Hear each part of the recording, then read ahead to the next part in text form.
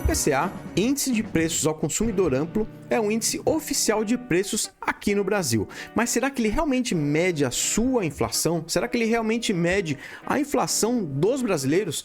É isso que a gente vai discutir nesse vídeo. A gente tem visto muita gente falando aí nas redes sociais, você já deve ter visto, ou talvez até tenha esse sentimento de quando vai no mercado, tem uma sensação de que a inflação é muito maior do que essa inflação anualizada de 4% que a gente tem visto aí, o número oficial. Poxa, meu dinheiro não rende mais, a inflação deve estar muito mais alta, o mercado está mais caro, o combustível está mais caro, tudo tem subido demais. Então vamos discutir isso daqui e entender direitinho como funciona esse índice para verificar se isso encaixa para você aí. Eu sou Leonardo Alves, assessor de investimentos, e o meu trabalho é te ajudar a cuidar melhor do seu dinheiro, investindo melhor. Então, se você curte conteúdos sobre mercado financeiro, educação financeira e investimentos, já clica aqui para me seguir para não ficar de fora de nada. Além disso, se você quiser bater um papo comigo, já me segue aqui no Insta, tô deixando meu arroba aqui no vídeo, pode me seguir lá, me chama, manda um direct que eu respondo todo mundo e a gente bate papo. Eu vou te ajudar da melhor forma. Então vamos lá para o nosso conteúdo deste vídeo. Será que o IPCA mede realmente a sua inflação?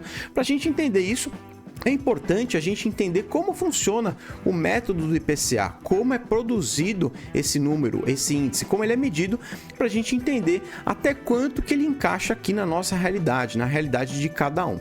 Para isso, eu consultei aqui o site do IBGE e eu vou abrir aqui junto com vocês, que lá tem muita informação, tanto do método, sobre como ele é publicado. Vamos dar uma olhada aqui. Então aqui no site do IBGE, eu vou colocar esse link depois para vocês aqui na descrição, mas você lá tem toda a informação sobre como funciona esse índice. Então, o intuito dele é cobrir 90% das famílias brasileiras, levando em consideração rendimentos de 1 a 40 salários mínimos. Ele é medido entre o primeiro dia do mês e o último dia do mês e publicado no mês seguinte. Ele é medido em várias regiões, então em Belém, Fortaleza, Recife, Salvador, Belo Horizonte, Vitória, Rio de Janeiro, São Paulo, Curitiba, Porto Alegre, Distrito Federal e também nos municípios de Goiânia, Campo Grande, Rio Branco, São Luís e Aracaju.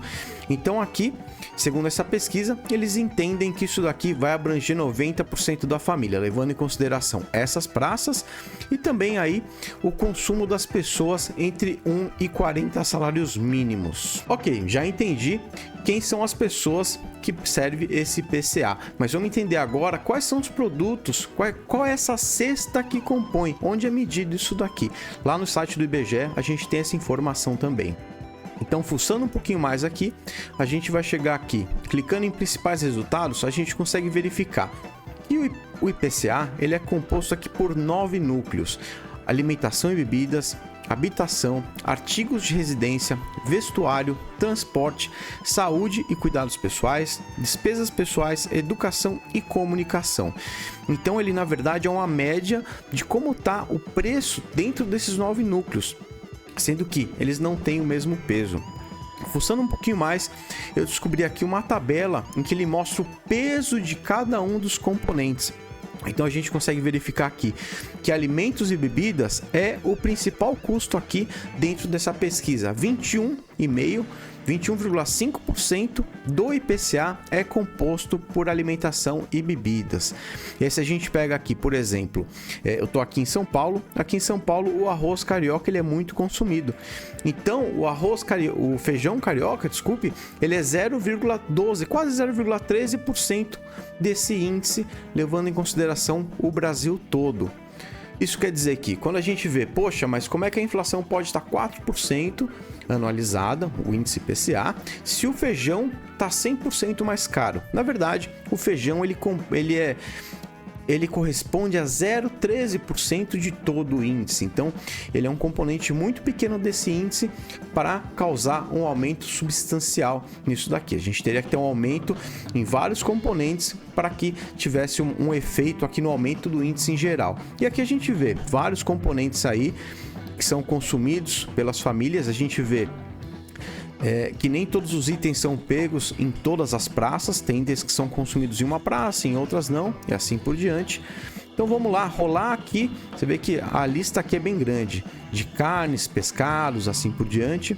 Vamos rolar isso daqui até chegar no segundo componente, que é a habitação. A habitação ela já corresponde a 15,2% de todo o índice.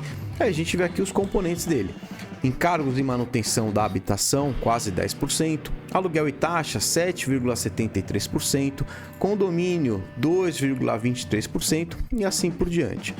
Vamos pegar aqui o terceiro componente do índice, que é os artigos de residência. Aí aqui tem móveis e utensílios, mobiliários, móveis para o quarto. Então eu acho que já deu para você entender aí que o IPCA ele é composto de vários núcleos. Ó, aqui o núcleo transporte, que tem 20% também, ele é importante dentro do índice aqui. Leva em conta táxi, trem, ônibus municipal, ônibus interestadual e assim por diante.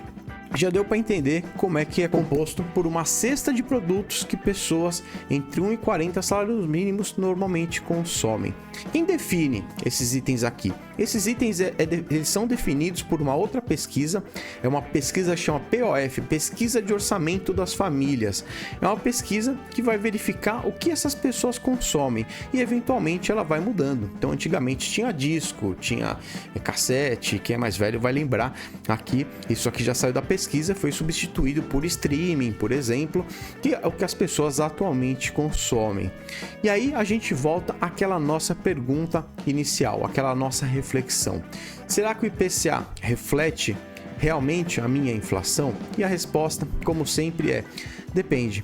Isso aqui é uma média geral, então o intuito aqui é abranger a maior parte da população dentro dessas praças, ou seja, 90% da população. Talvez você esteja fora desse range, ou talvez o seu consumo não esteja de acordo com a média do consumo das famílias.